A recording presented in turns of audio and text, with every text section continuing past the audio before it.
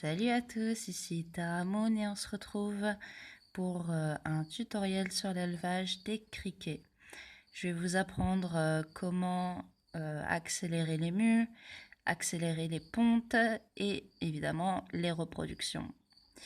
Donc, j'ai entendu parler via des théraphiles de l'odeur de l'élevage de criquets. Alors personnellement, j'ai été très étonnée parce que moi, je n'ai jamais eu d'odeur avec eux. Avec les grillons, oui. Les grillons, ça sent mauvais.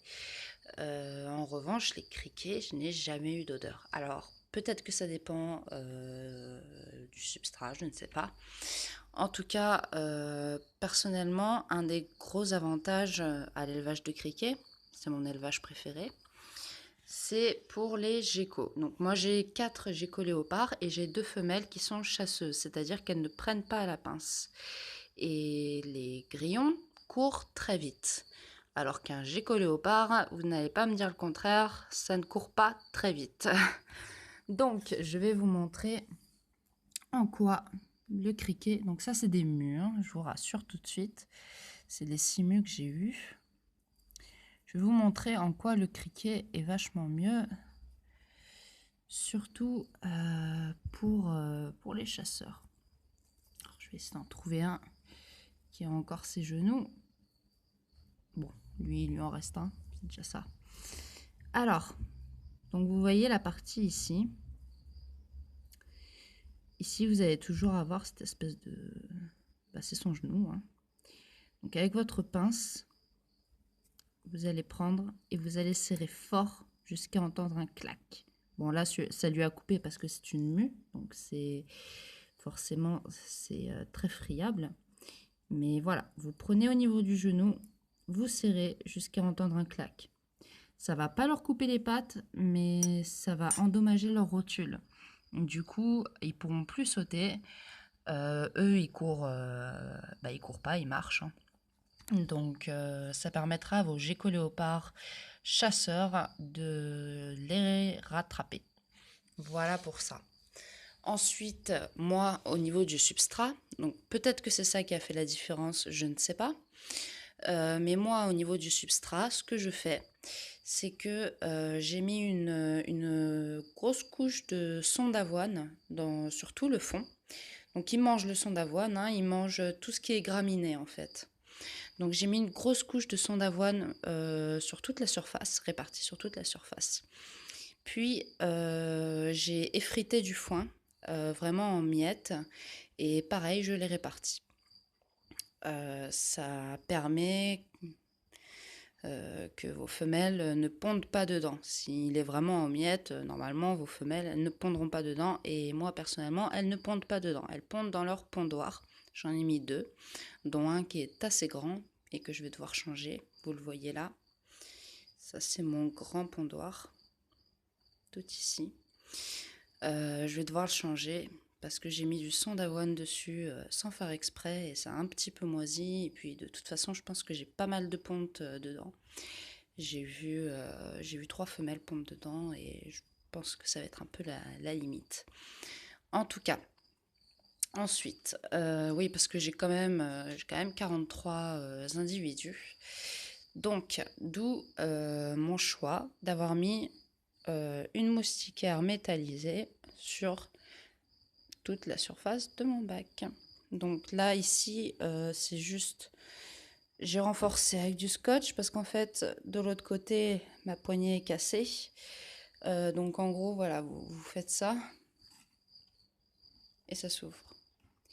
Donc j'ai préféré renforcer, mais sinon vous voyez ça va jusque là. Ici pareil. Et on en voit. Donc voilà, déjà pour ça. Ça leur permet d'avoir une double surface. Bon, déjà ma boîte, elle est assez haute hein, quand même, et elle est grande. Elle fait 58 litres. Mais ceci dit, pour prévenir le cannibalisme, les bagarres, les choses comme ça, c'est vrai que ça c'est assez génial. Vous voyez, ils se baladent en fait sur la moustiquaire ou tout simplement ils s'y accrochent pour profiter de la lumière. Et il y en a une autre partie qui va se mettre sur les branchages, comme ici par exemple, ou carrément en bas. Voilà. Donc là, j'en ai pas mal qui sont sur la petite échelle. Ensuite, second point, moi j'ai une zone humide et une zone sèche. Alors, je vais essayer de vous montrer un peu tout ça. Je vais ouvrir la boîte. Je vais essayer d'y aller tout doucement. Non, on n'est jamais à l'abri d'évasion, mais j'ai ma pince pas loin, donc tout va bien. Alors, tout doucement, voilà. Alors ici, j'ai un très beau spécimen. Là, forcément, il n'est pas très bien placé, mais il a la tête toute jaune, les pattes toutes jaunes. Je l'ai découvert ainsi, j'étais assez contente. Alors déjà, la différence entre un subadulte et un adulte. Voici un subadulte. Donc vous voyez, il n'a pas les fameuses longues ailes. Il a des toutes petites ailes ici. Je suis désolée pour la qualité pour l'instant. Tandis que lui, un adulte, il va avoir ces fameuses ailes un peu en forme de lame, comme on dit. Là-bas aussi, on a un adulte qui est accroché. Lui, c'est ma dernière mue. Là, il est en train de déplier ses pattes arrière tout doucement. Ensuite, seconde chose qui est vraiment pas mal par rapport à l'espace, c'est les boîtes d'œufs que vous placez ainsi. Vous voyez là, j'en ai qui sont dessus. Mais ils peuvent aussi se cacher, vous voyez, dans les petits trous ainsi. Alors, en plus c'est un couple. Je viens de voir, c'est... Hop. Ça a l'air d'être un couple un peu en difficulté quand même. Donc j'en ai une ici. J'en ai une autre ici. Voilà. Donc ils se baladent dessus. Et ils se mettent aussi dans les petites cachettes. Et ici j'en ai une autre plus petite. Donc voici mon coin humide. Donc évidemment la lumière, la lampe, enfin l'ampoule est à l'opposé. C'est une ampoule 70 watts. Donc là j'ai ma première boîte de ponte avec une petite rampe. Ici c'est là où je spray le plus d'eau. Ils viennent boire dessus. Et surtout, je spray pas mal sur le plastique autour de la boîte de ponte parce qu'ils aiment bien boire sur le plastique. Je ne sais pas pourquoi. Il ne faut pas me demander. Seconde chose, troisième chose, bref, j'ai mis énormément, comme vous le voyez, de branchages. Là-bas, c'est la seule vraie branche que j'ai. C'est celle sur laquelle ils vont le moins. Ça, c'est une tringle à rideau en plastique, mais il grimpe quand même dessus. Il y en a même un qui m'a fait sa mue dessus. Donc là, il n'y a aucun problème. Ensuite, par rapport à la nourriture, super important, c'est ça qui va booster vos reproductions, vos pontes. Bref, ça va tout booster. Je vous ai pas montré le côté sec. Hop. Je sens que ça va être le drame, je sais pas pourquoi. Hop. Donc voici ma seconde boîte de ponte qu'il va falloir vraiment que je change avec sa petite rampe.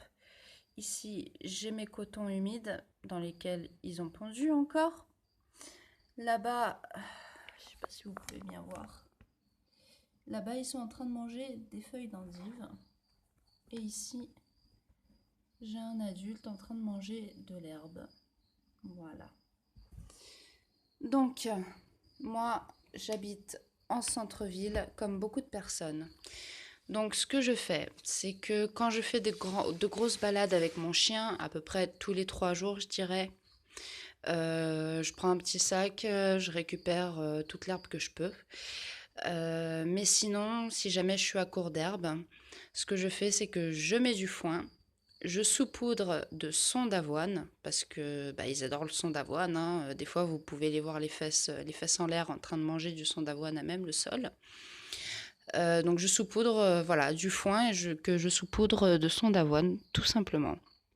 Voilà, c'est très pratique.